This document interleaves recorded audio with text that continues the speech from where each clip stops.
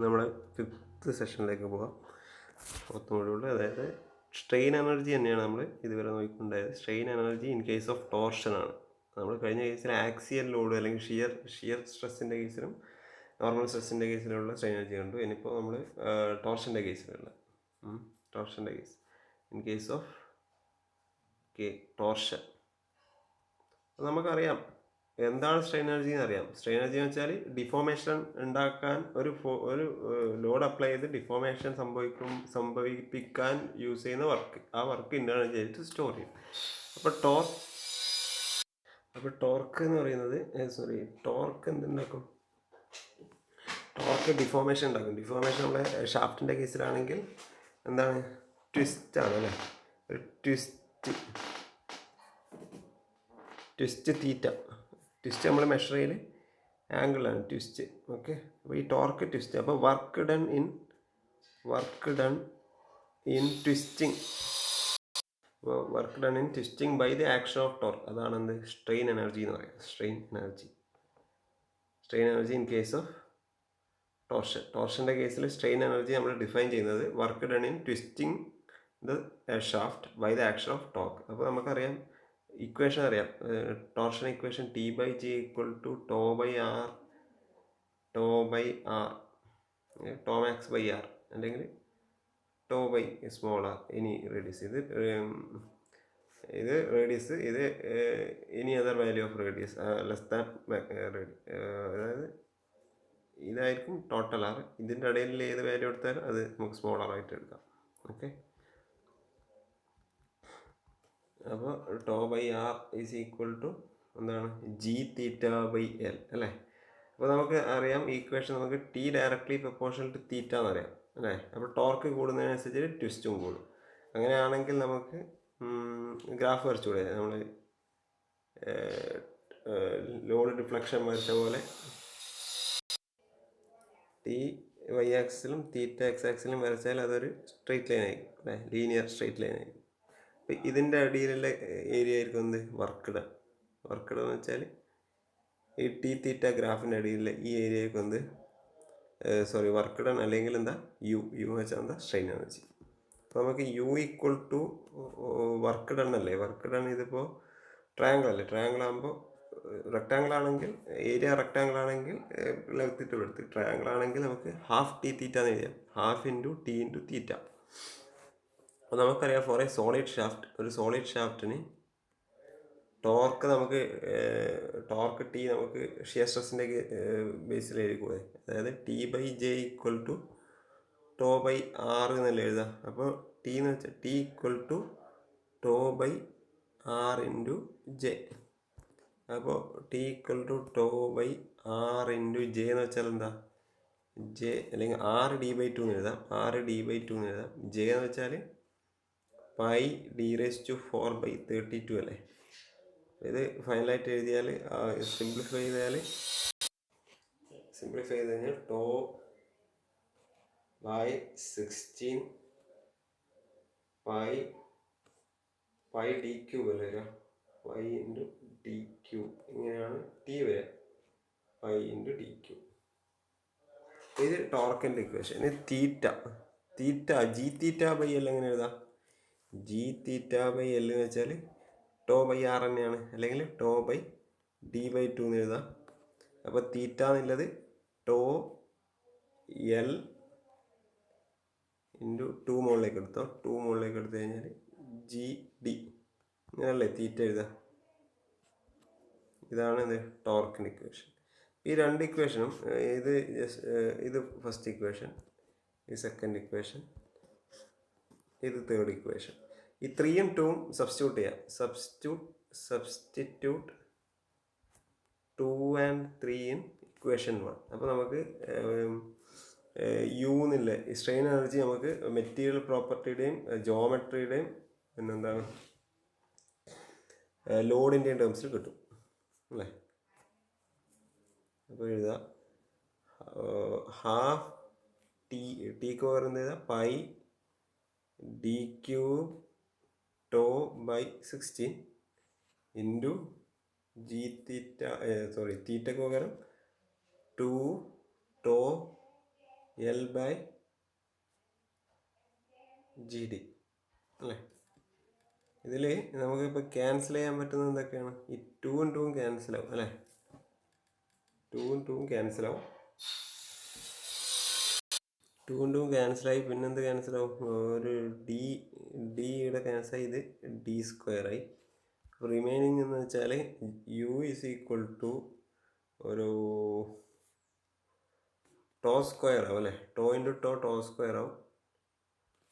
To square ഉണ്ട് by 16g ഉണ്ട്. പിന്നെന്ത് ബാക്കിയുണ്ട്? പൈ ഉണ്ട്, എൽ ഉണ്ട്. അപ്പോൾ പൈ ടോ സ്ക്വയർ എൽ അല്ലേ. Pi tau square D square L. Pi okay D square L. എത്ര അല്ലേ ബാക്കിയുള്ളത്? ഇതിന് ഞാൻ ജസ്റ്റ് ഒന്ന് ചേഞ്ച് ചെയ്യുന്നു. ഇത് 4g ഇട്ടു. ബാക്കി pi D square by 4 4 into 4 ആക്കി ഇൻറ്റു എൽ എന്ന് കിട്ടും. അപ്പോൾ നിങ്ങൾക്കറിയാം പൈ ഒരു ഷാഫ്റ്റിൻ്റെ ക്രോസ് സെക്ഷണൽ ഏരിയ ആണ് പൈ ഡി സ്ക്വയർ ബൈ 4. ആ cross sectional area into length ചെയ്താൽ എന്തായി? വോളിയം അല്ലേ. അപ്പോൾ യു ഈക്വൽ ടു എന്താ? Tau square by 4g into volume of shaft. അപ്പോൾ ഇതാണ് നമുക്ക് strain energy in case of ടോർഷൻ്റെ കേസിൽ. Strain energy tau square by 4g into volume of shaft. നമ്മൾ ആക്സിയൽ ലോഡിൻ്റെ കേസിൽ നമ്മൾ യു എഴുതിയത് sigma square by 2e into volume എന്നാണ്. പിന്നെ ഷിയർ സ്ട്രെസ് ആയിരുന്ന കേസിൽ ആക്സിയൽ ലോഡിൽ shear stress tau square by 2g into volume എന്ന് എഴുതിയിട്ടുണ്ട്. പക്ഷേ ടോർഷൻ്റെ കേസിൽ അത് tau square by 4g into volume of shaft ആണ്. ഓക്കെ, ഇത് ഷിയറിങ്ങിൻ്റെ കേസിലാണ്. ഇത് ഷിയറിങ്, ഇത് ആക്സിയൽ ലോഡിൻ്റെ കേസിൽ. അപ്പോൾ ഇതാണ് ഡിഫറൻസ്. അങ്ങനെയാണെങ്കിൽ നമുക്ക് strain energy per unit volume അല്ലെങ്കിൽ resilience, strain energy per unit volume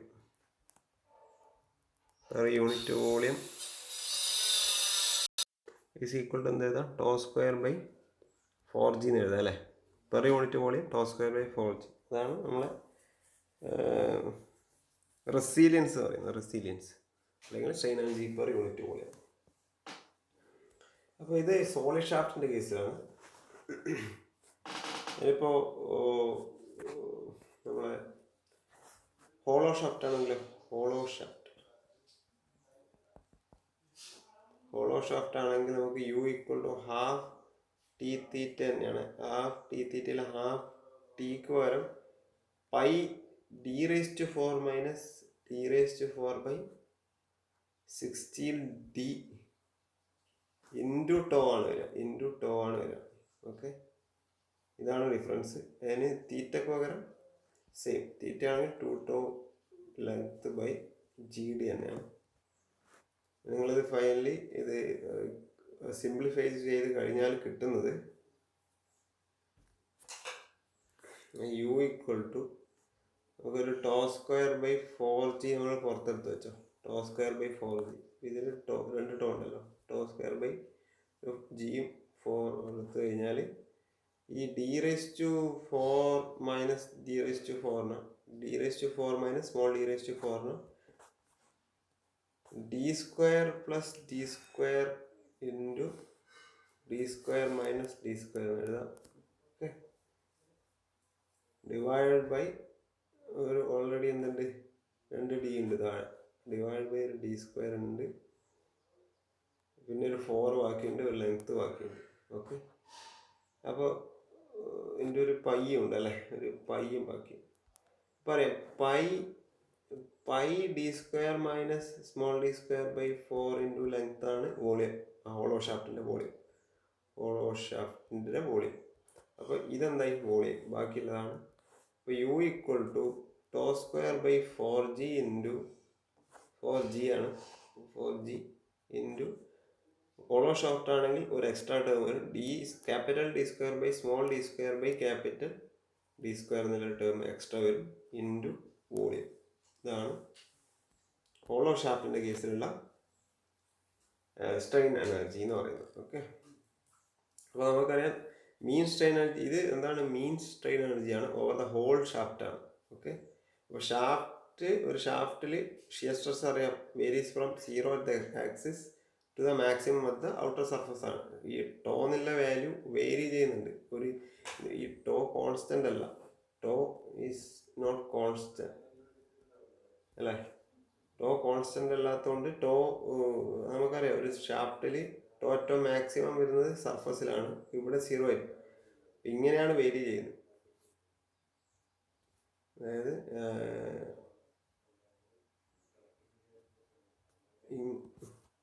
ഇതിൻ്റെ വേരിയേഷൻ ഇവിടെ സെൻറ്ററിന് 0 ആണെങ്കിൽ മുകളിലിപ്പോൾ കുറച്ചിങ്ങനെ കൂടി മാക്സിമം എത്തുന്നത് ഇവിടെ റേഡിയസ് ആറിലെത്തുമ്പോൾ മാക്സിമം. അങ്ങനെയാണ് അതിൻ്റെ വേരിയേഷൻ. അപ്പോൾ നമുക്ക് ടോ കോൺസ്റ്റൻ്റ് അല്ലാത്തതുകൊണ്ട് tau depends upon tau function of ആറാണ്. ഈ ടോ എന്നുള്ളത് tau is a function of radius ആണ്. റേഡിയസ് അനുസരിച്ചിട്ട് മാറും. അതുകൊണ്ട് നമുക്ക് കിട്ടുന്ന ഈ യു എന്നുള്ളത് ഒരു ഇൻസ്റ്റൻറ്റേനിയസ് വാല്യൂ അല്ല, പക്ഷേ ഇതെന്താണ് ഒരു ആവറേജ് വാല്യൂ ആണ്. അതായത് since the shear stress varies from 0 at the axis to the maximum at the outer surface, അതുകൊണ്ട് intensity of strain energy is not uniform and varies across the cross section. അപ്പോൾ 0 at the axis to the maximum at the outer surface. അപ്പോൾ നമുക്ക് ഇപ്പോൾ ഈ U എന്നുള്ളത് function of നമ്മളിപ്പോൾ കണ്ട U എന്നുള്ളത് ടോൻ്റെ ഒരു ഫങ്ഷൻ, ടോ ആറിൻ്റെ ഒരു ഫങ്ഷൻ ആയതുകൊണ്ട് യു ഫങ്ഷൻ ഓഫ് റേഡിയസ് ആണ്. അപ്പോൾ റേഡിയസ് അനുസരിച്ച് യു മാറും. അപ്പോൾ നമുക്ക് ആവറേജ് യു എന്നുള്ളത് ഒരു 0 at സെൻറ്റർ പ്ലസ് മാക്സിമം എവിടെ ആയിരിക്കും? സ്ട്രെയിൻ എനർജി സെൻറ്ററിൽ 0 ആയിരിക്കും അല്ലേ, കാരണം ടോ 0 ആണ്. സ്ട്രെയിൻ നമുക്ക് ഇങ്ങനെ എഴുതാം, U at R equal to 0 plus U at R equal to R അല്ലേ, ആർ ബൈ 2 ഇൻറ്റു വോളിയം എന്ന് എഴുതിയാൽ ഇതാണ് ആവറേജ്. അപ്പോൾ U at R equal to 0 തന്നെയാണ്. മറ്റത് യു മാക്സ് ആയിരിക്കും. R equal to capital R U max ആയിരിക്കും by 2 into volume. Okay, into volume. അപ്പോൾ maximum strain energy per unit volume എന്തായിരിക്കും? ടോ സ്ക്വയർ 4g എന്നുള്ളത് നമ്മൾ ആവറേജ് ആണ്. ഇത് ആവറേജ് ആണ്. Tau square 4g into volume അല്ലേ. Tau square by 4g into volume average ആണ്. ഇത് ഈക്വൽ ടു ആണ് ഇത്. ഇപ്പോൾ യു മാക്സ്, അതായത് U max by 2 into volume. ഇത് പെർ യൂണിറ്റ് വോളിയമാണ്. നല്ല വോളിയം കട്ടാവും. Per unit volume. Small U കേട്ടോ, സ്മോൾ യു, കാരണം നമ്മൾ വോളിയത്തോണ്ട് മൾട്ടിപ്ലൈ ചെയ്യുന്നുണ്ടല്ലേ. സ്മോൾ യു ഇൻറ്റു വോളിയം ഉണ്ടല്ലോ.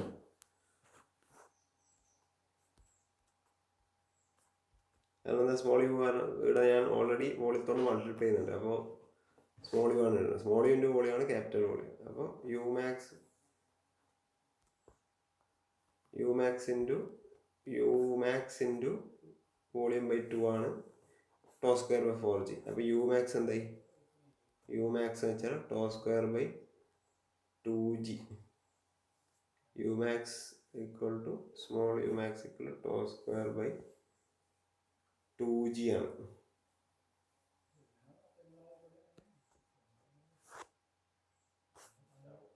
സോറി, ഇവിടെ എന്തുണ്ട്? ഇവിടെയും വോളിയം ഉണ്ട്, കാരണം ഇത് സ്മോൾ. ഈ വോളിയം ക്യാൻസൽ ആവും. U max tau square by 2g ആണ്. ഇവിടെ വോളിയം ഉണ്ടല്ലോ.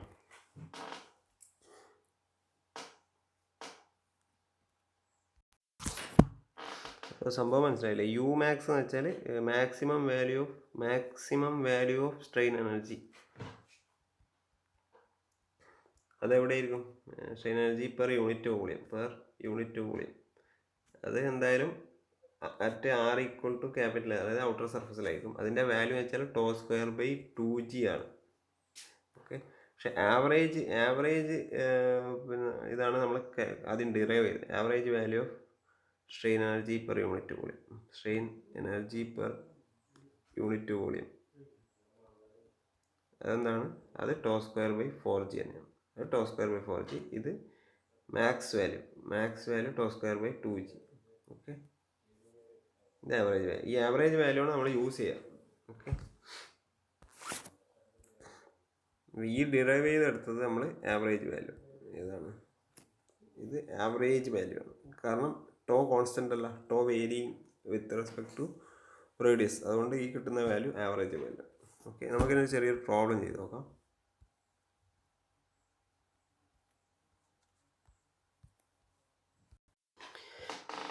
ഒന്ന് വായിച്ചു നോക്കാം. Determine the ratio of inner to outer diameter of a hollow shaft. Okay, ഒരു ഹോളോ ഷാഫ്റ്റ് ഉണ്ട്. അപ്പോൾ ഹോളോ ഷാഫ്റ്റിൻ്റെ ഇന്നർ ടു, ഇത് D, capital D outside ആ. ഇതാണ് ഷാഫ്റ്റ്. ഓക്കെ, അപ്പോൾ നമുക്ക് ഡി ബൈ ഡി ആണ് കാണുന്നത്. Inner to outer diameter ratio D by D കാണുന്നത്. എന്തൊക്കെ തന്നിട്ടുണ്ട്? Maximum shear stress of tau when subjected to.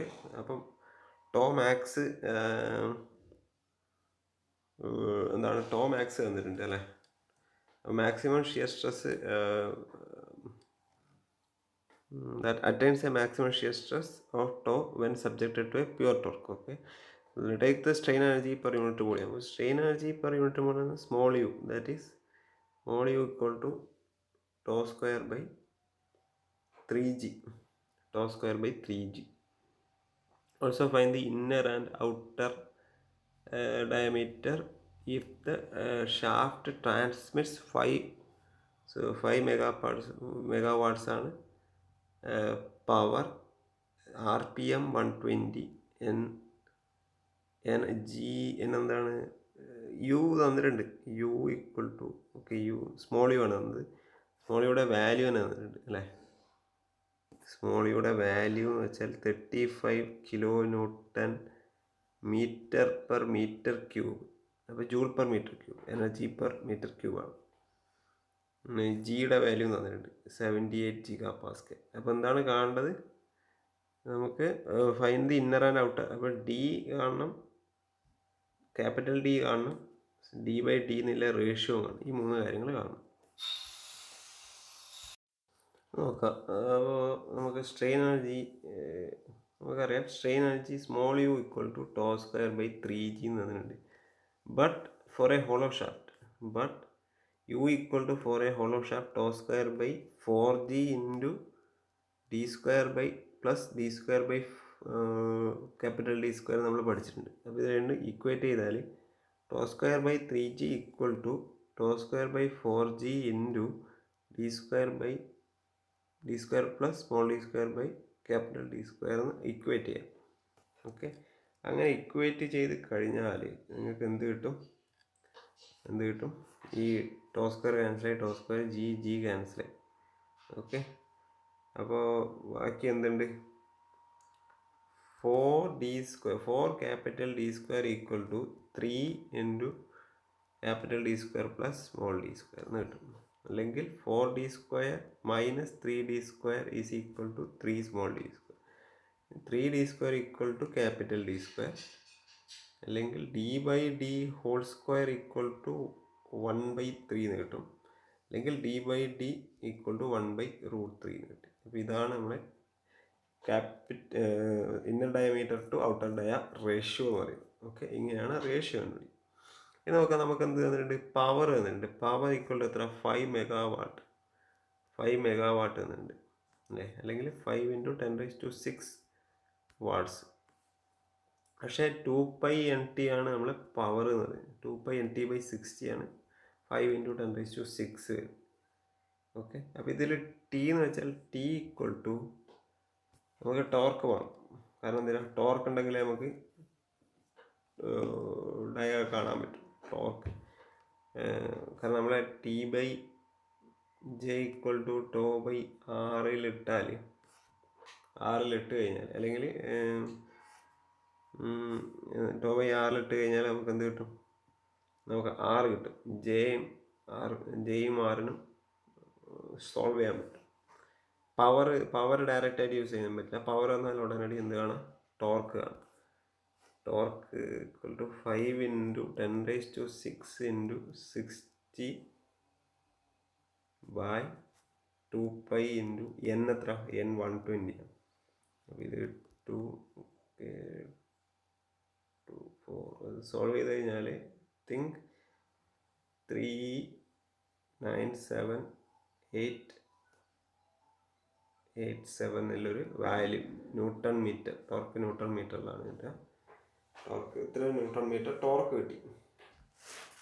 പക്ഷെ നമുക്ക് തന്നിട്ടുണ്ട് τ²/3g ആണെന്ത്? τ²/3g ആണ് സ്മോൾ യു തന്നിട്ടുണ്ട്. അതിൻ്റെ വാല്യൂ ഡയറക്റ്റ് തന്നിട്ടുണ്ട് 35 ഇൻറ്റു 10⁻35 എന്താണ്?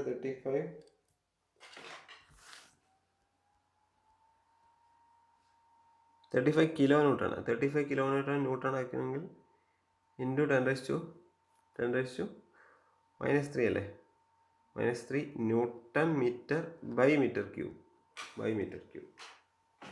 ഓക്കെ, അപ്പോൾ ഇതിന് നമ്മൾ ഓക്കെ ഇതാണ്. അപ്പോൾ ഇതിൽ ജിയുടെ വാല്യൂ വന്നിട്ട് τ²/3 ഇൻറ്റു ജി എന്ന് വെച്ചാൽ എത്ര? ജി 78 GPa ആണ്. ജിഗ എന്ന് വെച്ചാൽ ഇൻറ്റു 10⁻9 അല്ലേ? ഇൻറ്റു 10⁻9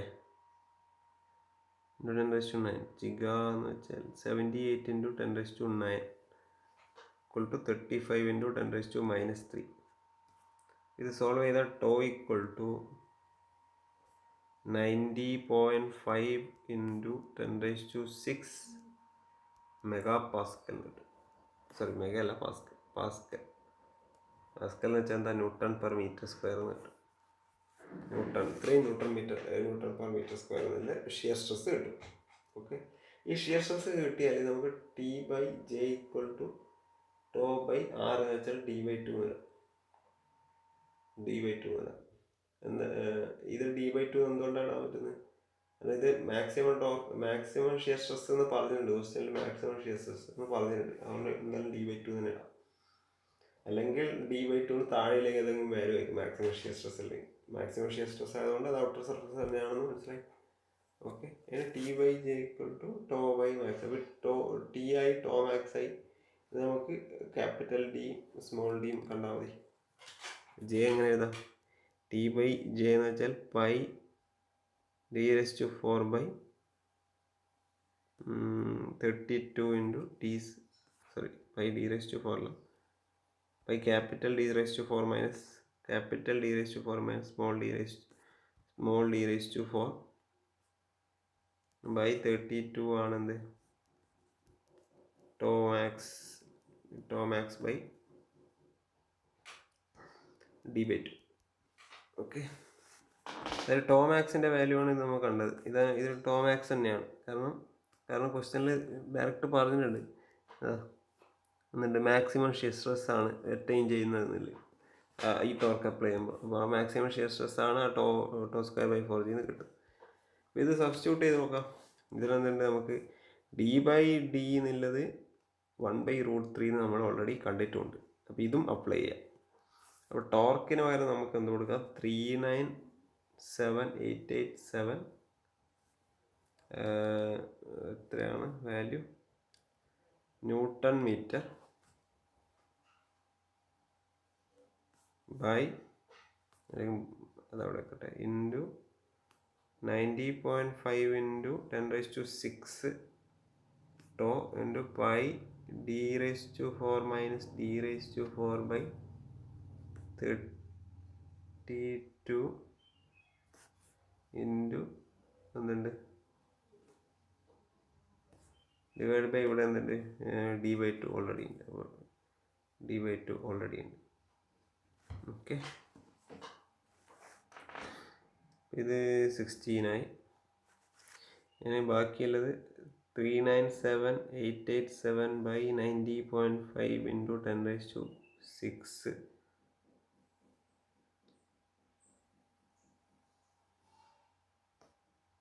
is equal to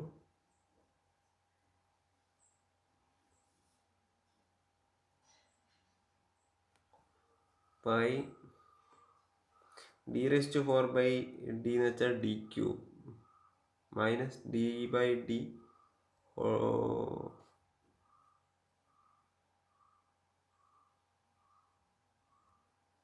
ഒരു കാര്യം ചെയ്യാം എന്ത് ചെയ്താൽ മതി വെച്ചാൽ ഇതിൽ നിന്ന് ഒരു d കോമൺ ആയിട്ട് എടുക്കാം.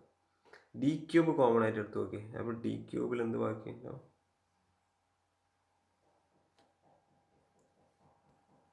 d⁴ കോമൺ ആയിട്ട് എടുക്കുക. അപ്പോൾ 1 മൈനസ് d/d⁴ എന്നായില്ലേ. പിന്നെ താഴെ ഓൾറെഡി ഒരു d ഉണ്ട്, പിന്നെ ഒരു 16 ഉണ്ട്. അപ്പോൾ ഈ ഡിയും ക്യാൻസൽ ആയിട്ട് ഇതെന്തായി ഒരു d³ എന്ന് മാത്രം ബാക്കി അല്ലേ.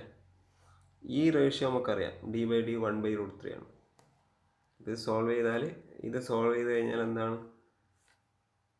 ഇതിന് നമുക്ക് എന്ത് സബ്സ്റ്റിറ്റ്യൂട്ട് ചെയ്യാം? 1/√3⁴ നേടാം. ഇനി ഇതിൽ അൺനോൺ ആയിട്ടുള്ളത് d മാത്രമാണ്. അപ്പോൾ സോൾവ് ചെയ്ത് കഴിഞ്ഞാൽ d = almost 0.293 metre. Okay, small d എന്ന് വെച്ചാൽ 0.293/√3 അല്ലേ. കാരണം d/d = 1/√3 ആണ്. d = d/√3.